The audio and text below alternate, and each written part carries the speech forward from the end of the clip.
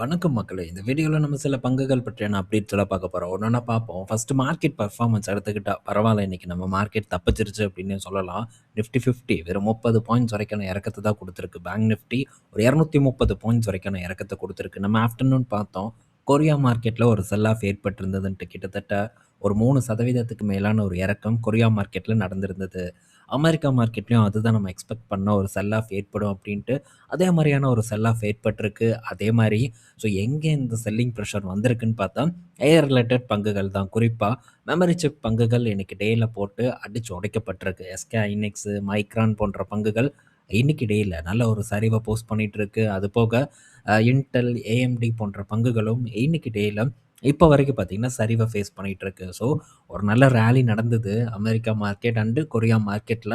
So இப்போ again பார்த்தீங்கன்னா, ஒரு கரெக்ஷன் ஏற்பட்டுட்டு இருக்கு. ஸோ இந்த கரெக்ஷன் தொடர்ந்து இருந்து ப்ரீவியஸ் லோவ கட் பண்ணுமா அப்படிங்கிறத மட்டும் நம்ம பார்க்கணும். ஸோ மேபி அது நடந்ததுன்னா, ஃபர்தரா இதுதான் இண்டிகேஷன். இப்படி தான் நடக்கும் அப்படிங்கிற மாரி மார்க்கெட் நமக்கு உணர்த்துது அப்படின்ட்டு எடுத்துக்கலாம். ஸோ தொடர்ந்து வந்து நம்ம ட்ராக் பண்ணுவோம் குளோபல் மார்க்கெட்ட.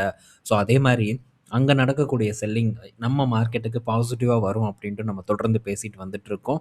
ஆஃப்டர்நூன் கூட பேசுனோம். இப்ப அதுதான் நடந்திருக்கு. ஓவராலா நெட்டா பார்க்கும்போது எஃப்ஐஐஸ் நம்ம மார்க்கெட்ல இன்னைக்கு பயர்ஸா வந்திருக்காங்க. 1180 கோடிக்கு நெட்டா பார்த்தீங்கன்னா பணத்த போட்டிருக்காங்க. சேம் டைம் டிஐஎஸ் பார்க்கும்போது நெட்டா ஒரு 2500 கோடி கிட்ட பணத்த இறக்கியிருக்காங்க. ஸோ எஃப்ஐஐஸ் உள்ள வராங்க. காரணம் அந்த இடத்துல நடக்கக்கூடிய செல்லிங்னால. ஸோ அந்த செல்லிங் தொடர்ந்து இருந்ததுன்னா, எஃப்ஐஐஸ் நம்ம மார்க்கெட்ல தொடர்ந்து வருவாங்க அப்படிங்கிறத நம்ம கண்டிப்பா எடுத்துக்கலாம். ஓகே. ஸோ அடுத்தது நம்ம பங்குகள் பற்றியான அப்டேட்ட பார்ப்போம். ஸோ நெறைய பங்குகள் அண்டு நல்ல நல்ல அப்டேட் எல்லாம் வந்து குடுத்துருக்காங்க. ஒன்னொன்னா பார்ப்போம். ஃபர்ஸ்ட்டு நம்ம பார்க்க போறது டிசிஎஸ் பற்றியான அப்டேட் தான். ஸோ டிசிஎஸ பற்றி தொடர்ந்து நம்ம பேசிட்டு வந்துட்டுருக்கோம்.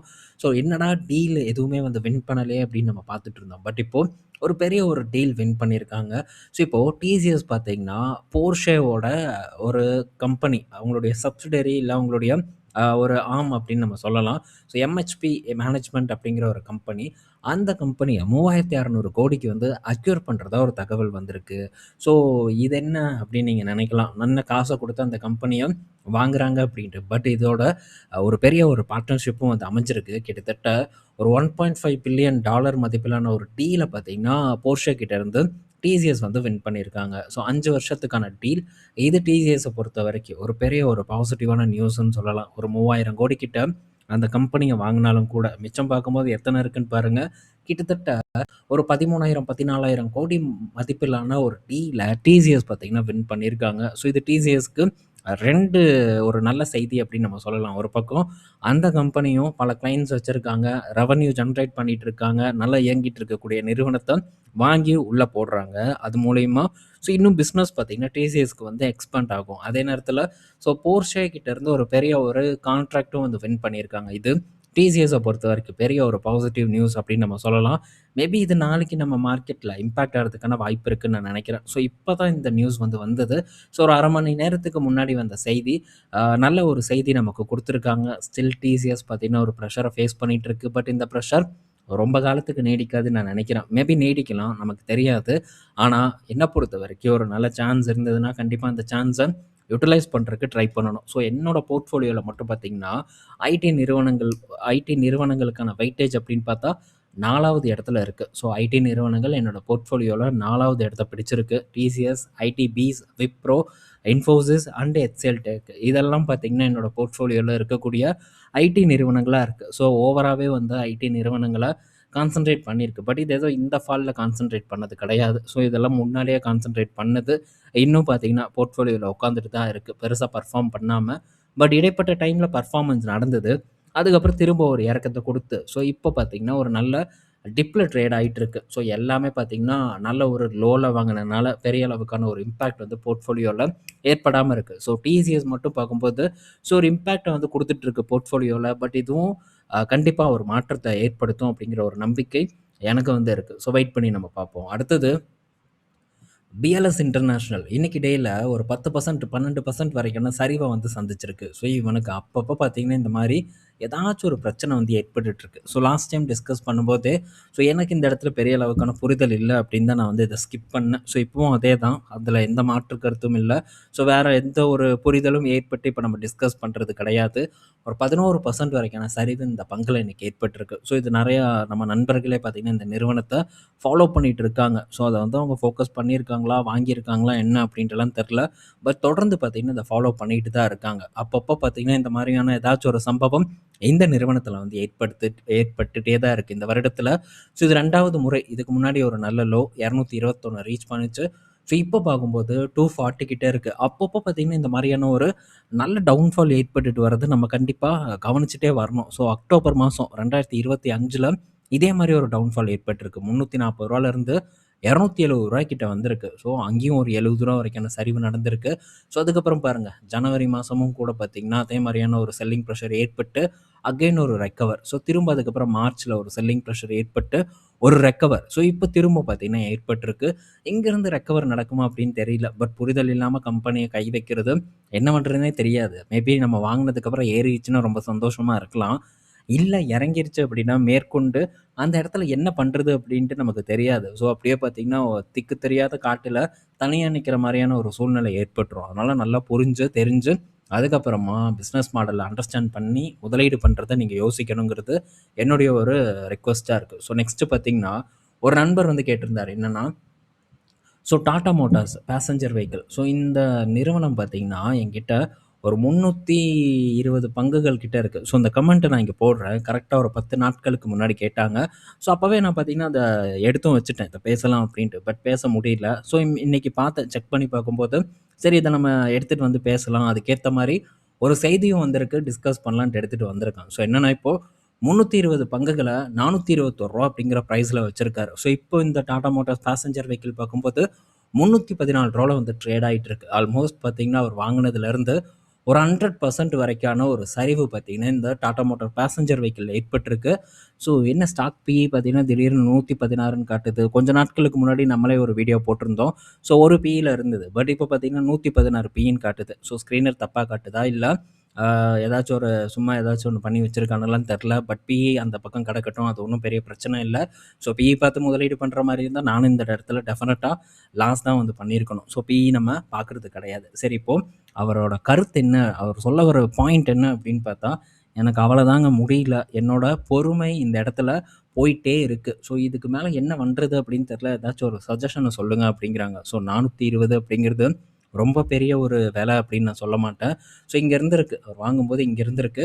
இப்ப பார்க்கும்போது இந்த ஒரு டிப்ல ட்ரேட் ஆயிட்டு இருக்கு. ஸோ 420 ரொம்ப பெரிய விலையான்னு கேட்டா இல்ல. அதுக்கு மேல பீக்ல வாங்குனவங்கலாம் நெறைய பேர் இருக்காங்க. பீக் அப்படின்னா உச்ச விலையில ரூ. 800 அப்படிங்கிற ஒரு ரேஞ்ச். இது வந்து ஸ்ப்ளிட் ஆனதுக்கப்புறம் இருக்கக்கூடிய ரேஞ்ச். இந்த இடத்துல கரெக்ட்டா காட்ட மாட்டேங்குது. ஸோ ட்ரேடிங் வியூல பார்க்கும்போது தெரியும். ஏன்னா இது ஸ்ப்ளிட்டுக்கு முன்னாடி ஒரு 1200 வரைக்கும் போயிருந்தது. இப்போ ஸ்ப்ளிட் ஆனதுக்கப்புறம் ஒரு 800 அந்த ரேஞ்சுக்கு வந்து, இப்போ சரிவ பார்த்தீங்கன்னா, போஸ்ட் பண்ணிட்டு இருக்கு இந்த டாடா மோட்டார்ஸ். ஸோ இப்போ இந்த டாடா மோட்டார்ஸ் பேசஞ்சர் வெஹிக்கிள்ல என்னோட பொறுமை இழந்துட்டு வந்துட்டுருக்கேன். நான் என்ன பண்றதுன்னு கேட்டா, ஸோ இதுதான் ரொம்ப வந்து பொறுமையா இருக்கக்கூடிய நேரம். ஏன்னா, இது ஒரு முடிவு நமக்கு தெரிய வேண்டிய ஒரு இடமா வந்து இருக்கு. ஸோ இந்த வருட எண்ட் அப்படி இல்லைன்னா, அடுத்த வருடத்துல ஒரு 4 இல்ல ஒரு 6 மாதத்துக்குள்ள பார்த்தீங்கன்னா, நமக்கு ஒரு முடிவு வந்து தெரியும். ஸோ அதுக்கப்புறம் போட்டு உடைப்பானுங்களா? இல்ல அ இதுக்கப்புறம் ஒரு நல்ல பெர்ஃபார்மன்ஸ குடுக்குமா? அப்படின்ட்டு. ஸோ அது மட்டும் இல்ல, இப்ப பாருங்க ரேஞ்ச் ரோவர் ஈவி பார்த்தீங்கன்னா லான்ச் பண்ண போறாங்க. ஸோ கூப்பே வடிவில இந்த மாடல் பார்த்தீங்கன்னா, போர்ஷேவோட கூப்பே, இன்னும் பல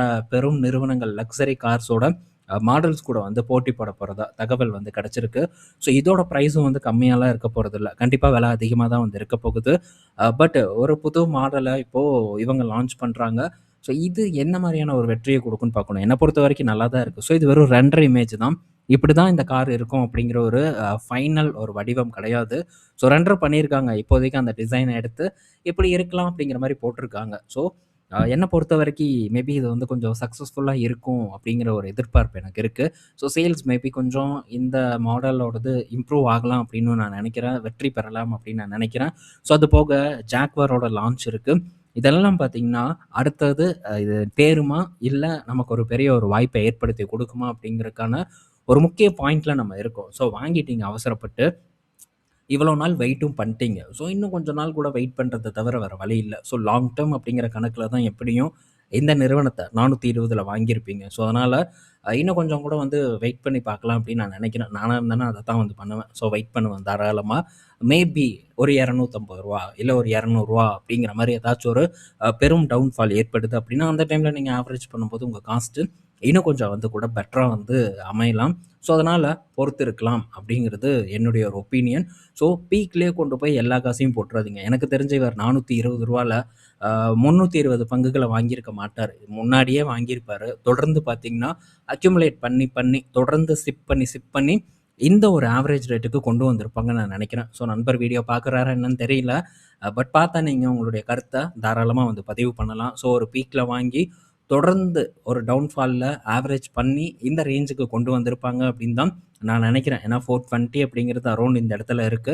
ஸோ ஒரு நல்ல விலையில வாங்கியிருப்பாங்க. டிப் அப்படின்னு பார்க்கும்போதும் ரூ. 297 வரைக்கும் போயிருக்கு. ஸோ இதெல்லாம் பண்ணி இந்த ரேஞ்சுக்கு கொண்டு வந்து வச்ச ஒரு காரணத்தினால தான் பொறுமை இழந்திருப்பாரு அப்படிங்கிறது என்னுடைய ஒரு எக்ஸ்பெக்டேஷனா வந்து இருக்கு. ஸோ இன்னும் வந்து இவ்வளோ நாள் பொறுமை காத்தாச்சு. ஸோ ரிசல்ட் தெரியிற வரைக்கும் பொறுமை காட்பதில ஒரு தவறு இல்ல அப்படின்னு தான் நான் நினைக்கிறேன். பட் ஃபைனல் டிசிஷன் பார்த்தீங்கன்னா உங்களோடது. ஸோ நான் இந்த இடத்துல இன்னும் பார்த்தீங்கன்னா பொறுமையோட வெயிட் பண்ணிட்டு இருக்கேன். என்னைக்கு எனக்கு வாங்குறதுக்கு வாய்ப்பு வரும் அப்படின்ட்டு.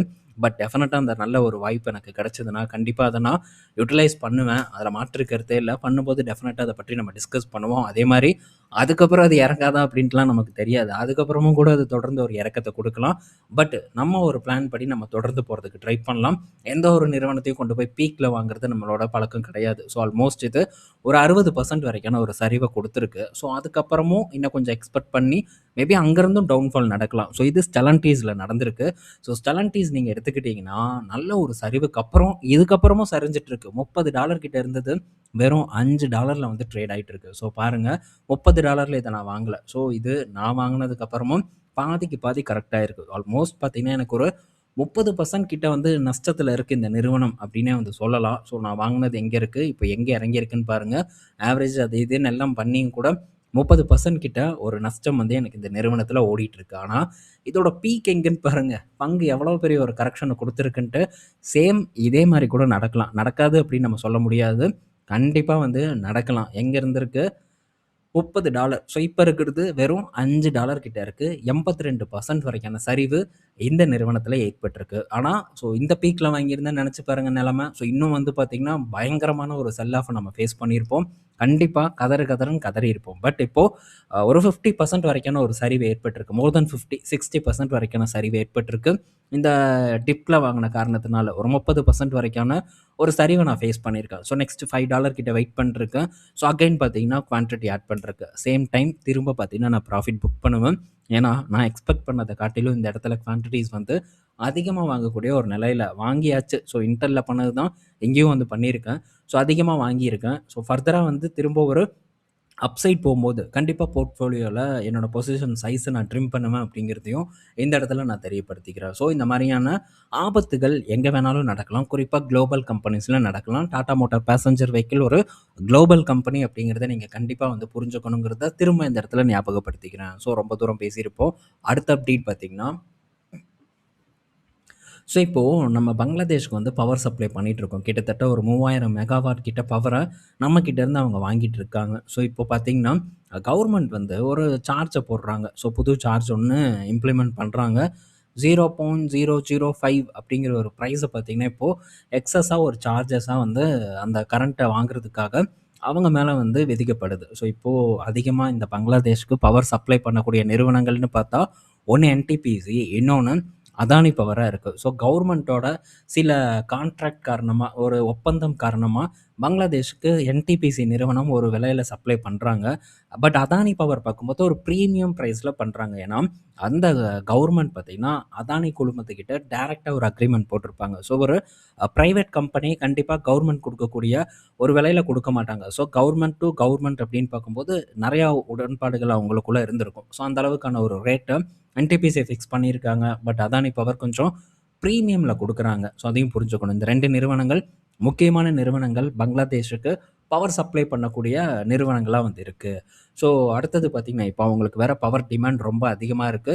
ஸோ கண்டிப்பா இந்த நிறுவனங்களுக்கு இதன் மூலியமா கொஞ்சம் வருமானமும் ஏற்படும் அப்படிங்கிறதுல மாற்று கருத்து இல்ல. ஸோ அடுத்தது ஜியோ ஸ்டார் பார்த்தீங்கன்னா, இப்போ சில விஷயங்கள பண்ணி ஜீஃப்ளிக்ஸ் அப்படிங்கிற இந்த பைரசி இந்த ஒரு ஆப்பாட்டம் இருக்கும். அதில எல்லா கன்டென்ட்டும் இருக்கும். ஸோ அப்படிப்பட்ட ஒரு கன்டென்ட் குடுக்கக்கூடிய ஒரு ஒரு செயலி நடத்தக்கூடிய ஒருத்தர அரெஸ்ட் பண்ணியிருக்கிறதா ஒரு அப்டேட் வந்து குடுத்துருக்காங்க. ஸோ இதில ஜியோ ஸ்டாரோட பிரீமியம் கன்டென்ட், பிரீமியம் ஸ்போர்ட்ஸ் இது எல்லாமே பார்த்தீங்கன்னா, அந்த இடத்துல அவங்க வந்து ப்ரொவைட் பண்ணிட்டு இருந்திருக்காங்க. ஸோ இத எப்படி பண்ணியிருக்காங்கன்னா, ஸோ ஜியோ ஸ்டார்ல இருக்கக்கூடிய ஒரு எம்ப்ளாயி வந்து இந்த Zflixல வந்து சப்ஸ்கிரிப்ஷன் போட்டிருக்காங்க. அவனும் சும்மாலாம் குடுக்கல. காசுக்கு தான் குடுக்குறான். ரூ. 149 பிளான் ஒண்ணு.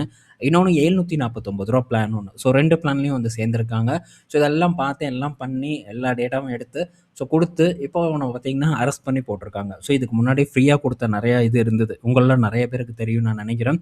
இந்த தோப் டிவி, அதுக்கப்புறம் இன்னும் என்னென்னமோ பாக்கெட் டிவி இப்படியெல்லாம் இருந்தது. ஒரு 6 வருஷத்துக்கு முன்னாடி அதையும் கோவிட் டைம்ல தான் பார்த்தீங்கன்னா, அவங்களையும் வந்து அரெஸ்ட் பண்ணி போட்டிருந்தாங்க. கிட்டத்தட்ட ஸோ இந்த Zflix வந்து நடத்தக்கூடியவர் பார்த்தீங்கன்னா, ஒரு ரூ. 20,00,000 வரைக்கும் மாசம் சம்பாரிக்கிறதா ஒரு அப்டேட் வந்து குடுத்துருக்காங்க. அடுத்தவனோட கன்டென்ட் எடுத்து ஸோ இவன் வியாபாரம் பண்ணி சம்பாரிக்கிறான். இந்த மாரி இன்னும் நடந்துட்டு இருக்கு. நெறைய சம்பாரிச்சுட்டும் இருக்காங்க. ஸோ அதில ஒருத்தன பார்த்தீங்கன்னா அரெஸ்ட் பண்ணியிருக்காங்க. ஸோ இது ஜியோ ஸ்டார்க்கு கிடைச்ச ஒரு வெற்றின்னு சொல்லலாம். இவங்களுக்கு மட்டும் இல்ல, இன்னும் மற்ற பல நிறுவனங்களுக்கும் இது ஒரு நல்லதா இருக்கும். ஸோ இன்னும் டெலகிராம்லாம் ஓடிட்டு தான் இருக்கு. என்ன அதென்ன புடிச்சு போடவா செய்றாங்க. ஒண்ணும் பண்றது கிடையாது. பட் இந்த மாரி நெறைய இடத்துல இருக்கு. ஆன்லைன்ல பரவி தான் கிடக்குது. பட் ஒரு ஆப்பா குடுக்கும்போது அது கண்டிப்பா ஒரு பெரிய ஒரு இஷ்யூவா இருக்கும். ஏன்னா நம்ம போய் டவுன்லோட் பண்ணி பார்க்கறத காட்டிலும் ஆப்ல ஈஸியா ஸ்ட்ரீம் பண்ண முடியும். இது டைரக்ட்டா இந்த நிறுவனங்களுக்கு ஒரு பாதிப்பை ஏற்படுத்தும். ஸோ அந்த வகையில இத பேன் பண்ணியிருக்காங்க. அடுத்தது கார்டன் ரீச் ஷிப் பில்டர் பார்த்தீங்கன்னா, ஒரு 2,670 கோடி வரைக்கும் கேப்பெக்ஸ் பண்ண போறதா ஒரு தகவல் கிடைச்சிருக்கு. ஸோ அவங்களுடைய ஷிப் பில்டிங் கெப்பாசிட்டிய எக்ஸ்பேண்ட் பண்ண போறதா சொல்லியிருக்காங்க. 3 ஃபெசிலிட்டி வெஸ்ட் பெங்கால்ல அமைக்க போறாங்க. இதுல ஒரு 2,500 கோடி கிட்ட ஒரு பெரிய ஒரு ஒரு ஃபெசிலிட்டியும், ஒரு 100 க்ரோர்ஸ் அண்ட் ஒரு 70 க்ரோர்ஸ்க்கு இன்னும் 2 சின்ன ஃபெசிலிட்டியும் வந்து அமைக்க போறதா ஒரு தகவல் வந்து குடுத்துருக்காங்க. ஸோ இந்த நிறுவனத்த பொறுத்தவரைக்கும் நல்ல செய்தி. அடுத்தது பட் இந்த ஷிப் பில்டிங் கம்பெனிஸ் எல்லாமே பார்க்கும்போது ஒரு நல்ல உச்சத்துல இருக்கக்கூடியதா தான் இருக்கு. உச்சம் ஆல்ரெடி உச்சத்துலேருந்து கரெக்டாக இருந்தாலும் கூட அது ஒரு உச்சத்தில் தான் இருக்குது அப்படிங்கிறத சொல்ல வரேன். நெக்ஸ்ட்டு இந்துஸ்தான் காப்பரோட ஓஎஃப்எஸ் கவர்மெண்ட் பார்த்தீங்கன்னா ஒரு 6% வரைக்கான பங்குகளை விற்க போகிறதா வந்து சொல்லியிருக்காங்க. ஒரு 10% டிஸ்கவுண்ட்டில் இது வரப்போகிறதாகவும் ஒரு தகவல் வந்து நமக்கு கிடச்சிருக்கு.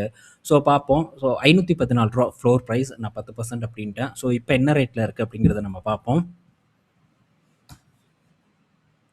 இப்போ ரூ. 574ல இருக்கு. நாளைக்கு கண்டிப்பா இந்த பங்குல ஒரு பொழப்பாங்க அப்படின்னு நம்ம எதிர்பார்க்கலாம். ஏன்னா, ரூ. 514 அப்படின்ட்டு ஒரு பிரைஸ வந்து ஃபிக்ஸ் பண்ணியிருக்காங்க. கிட்டத்தட்ட ரூ. 60 கிட்ட. அப்பன்னா 10% கிட்ட வந்துருது. ஸோ கரெக்ட்டா தான் வந்து சொல்லியிருக்கேன். ஸோ ஒரு நல்ல ஒரு டிஸ்கவுண்ட்ல இந்த பங்க வந்து விக்கிறாங்க. இதுல 10% பார்த்தீங்கன்னா, ரீட்டெயில் இன்வெஸ்டருக்காக ஒதுக்கியிருக்காங்க அப்படின்ட்டும் தகவல் வந்து கிடைச்சிருக்கு. ஸோ அ இதெல்லாம் நான் போய் பார்ட்டிசிபேட் பண்ண போறதில்ல. ஸோ ஆல்ரெடி கமாடிட்டி பங்குகள் நல்ல பீக்ல இருக்கு. கமாடிட்டி பங்குகள் பக்கம் தல வச்சு கூட படுக்க மாட்டேன். இப்ப இருக்கக்கூடிய சூழ்நிலையில. ஏன்னா, அது கண்டிப்பா ஒரு பல வருஷத்துக்கு நம்மள வெயிட் பண்ண வச்சுரும்னு நான் நினைக்கிறேன். இதுக்கு முன்னாடி அப்படிதான் இருந்திருக்கு. ஸோ பல வருடங்களுக்கு பெர்ஃபார்ம் பண்ணாத கமாடிட்டி பங்குகள் எத்தனையோ இருக்கு. அதே மாரி தான் பல பிஎஸ்யூ பங்குகளும். ஸோ இப்ப பெர்ஃபார்ம் பண்ணுது. நாளைக்கு திரும்ப படுத்துருச்சுன்னா, அவன எழுப்பவே முடியாது. நம்ம போட்ட காச விக்கிறதுக்கும் மனசு வராது. நஷ்டத்துக்கு போனா ஆவரேஜ் பண்ணுவோம். இதெல்லாம் தலைவலியே நமக்கு தேவையில்ல. ஸோ நமக்கு எந்த இடம் ஃபேவரா இருக்கோ, அப்படிப்பட்ட இடத்த நோக்கி நகர்வது சரியா இருக்கும்னு நான் நினைக்கிறேன். நெக்ஸ்ட்டு மாருதி சுசுகி கிட்ட இருந்து அப்டேட்டு. அடடா! ஈவி இறக்கிட்டான்டா அப்படின்னு நம்ம நெனைப்போம். ஆனா இது நம்ம நாட்டுக்கு இல்ல. ஸோ இது ஜப்பான்ல வந்து இந்த வருடம் லான்ச் ஆக போறதாவும், அதே மாரி இத யூரோப் அண்ட் யுகேக்கு வந்து எக்ஸ்போர்ட் பண்ண போறதாவும் ஒரு தகவல் வந்து கிடைச்சிருக்கு. கூடிய விரைவில் இந்த கார நம்ம நாட்டிலயும் லான்ச் பண்றதுக்கான வாய்ப்பு இருக்கு. ஸோ இதுல சேஃப்டி ரேட்டிங்லாம் டெஃபினட்டா எக்ஸ்பெக்ட் பண்ண முடியாது. ஸோ இப்ப மாருதி சுசுகி சேஃப்டிக்கு பெரிய அளவுக்கான ஒரு இம்பார்ட்டன்ஸ குடுக்குறாங்க. ஏன்னா, வலைத்தளங்கள்ல போட்டு வறுத்தெடுக்கக்கூடிய ஒரு விஷயமா இந்த சேஃப்டி ரேட்டிங் இருக்கு. ஸோ இப்போ ஒவ்வொரு காரும் லான்ச் பண்றதுல 5 ஸ்டார் ரேட்டிங்க வந்து அவங்க கொண்டு வந்துட்டு இருக்காங்க. ஸோ இது ஒரு பெரிய செல்லிங் பாயிண்ட்டா அமைஞ்சிருக்கனால, பட் அது எதுவுமே இல்லாம 2,00,000 வண்டிய வந்து வித்துட்டு தான் இருக்காங்க. வாங்கிட்டு தான் இருக்காங்க. ஸோ இன்னும் வந்து அதையும் கொண்டு வரும்போது ஒரு எக்ஸ்ட்ரா அட்வான்டேஜா மாருதி சுசுகிக்கு கிரியேட் ஆகுங்கிறதுல மாற்று கருத்து இல்ல. ஸோ முதல் கட்டமா இத குளோபலா எக்ஸ்போர்ட் பண்ணிட்டு, அடுத்த கட்டமா நம்ம நாட்ல லான்ச் பண்றதுக்கான வாய்ப்பு இருக்கு. அது போக ஸோ ஒரு எம்பிவி, ஈவியும் வந்து லான்ச் பண்றதுக்கான திட்டத்த வச்சிருக்காங்க. ஸோ போர்ட்ஃபோலியோவ இன்னும் பெருசாக்கணும். டாடா மோட்டார்ஸ் போர்ட்ஃபோலியோவ பார்த்தா, பெட்ரோல்ல இருக்கக்கூடிய கார் எல்லாமே வந்து ஈவில வந்து அவங்க கொண்டு வராங்க. சஃபாரி லான்ச் பண்ண போது, ஹாரியர் பார்த்தீங்கன்னா இருக்கு. டாடா கர்வ் இருக்கு. பஞ்ச் ஈவி இருக்கு. டியாகோ ஈவி இருக்கு. அண்டு நெக்ஸான் ஈவி இந்த மாரி இருக்கக்கூடிய எல்லாத்துலயும் அப்படியே ஈவி அப்படின்ட்டு மாத்தி, ஸோ நல்ல ஒரு சேல்ஸை வந்து அச்சீவ் பண்ணிட்டு இருக்காங்க. பட் மகேந்திரா எடுத்துக்கிட்டால் கம்ப்ளீட்டாக டிஃப்ரெண்ட்டு. ஸோ ஈவியை பொறுத்த வரைக்கும் தனி மாடல்ஸ் இறக்கிட்டு இருக்காங்க. பட் அந்த எக்ஸ்யூவி 300 அதோட ஒரு மாடல் மட்டும் இருக்கும்னு நான் நினைக்கிறேன் ஈவியில். பட் அவங்களுடைய ஒரு புது கான்செப்ட் மாடலாட்ட இருக்கக்கூடிய வாகனங்களும் நல்ல ஒரு விற்பனையை சந்தையில் கொடுத்துட்டு இருக்கிறத நம்ம பார்த்துட்டு இருக்கோம். ஸோ ஒரு படி மேலே போய் மகேந்திரா நல்ல பர்ஃபார்மன்ஸை கொடுக்குதுன்ட்டே நம்ம சொல்லலாம். ஸோ அதே மாதிரி இவங்க கண்டிப்பாக டாடா மோட்டார்ஸ் பண்ணுறதை தான் பண்ணுவாங்கன்னு நான் நினைக்கிறேன். ஸோ இருக்கக்கூடிய மாடல்ஸில் வேகனார், அதுக்கப்புறம் எர்டிகா, இந்த மாதிரியான வாகனங்களில் எலக்ட்ரிக்காக கொண்டு வருவதற்கான வாய்ப்பு மாருதி சுசுக்கியை பொறுத்த வரைக்கும் நிறையா இருக்குது. ஸோ எப்படி வெற்றி அடைய போகுதுங்கிறது நம்ம பொறுத்திருந்து வந்து பார்ப்போம். ஸோ இந்த வீடியோவில் பல இன்ஃபர்மேஷனை பற்றி டீட்டெயில்டாக டிஸ்கஸ் பண்ணியிருப்போம். பயனுள்ளதாக இருக்கும்னு நான் நினைக்கிறேன். நாளைக்கு நம்ம இன்னொரு வீடியோவில் மீட் பண்ணுவோம். பாய் மக்களே.